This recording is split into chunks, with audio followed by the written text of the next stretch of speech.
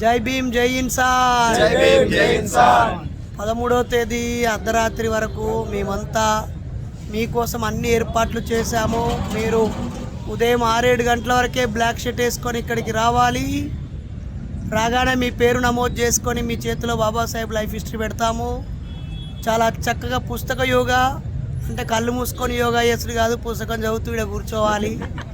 మన వాళ్ళు ఒక 500-600 మంది అయిన తర్వాత డప్పు కళా బృందం కార్యక్రమాలు, ఆ తర్వాత పంచశీల కండువాతో మీ అందరికీ సన్మానం, ఆ తర్వాత బాబాసాహెబ్కి బ్లాక్ సెల్యూట్ ఒక 1000-1500 మందిని పెట్టేద్దాం.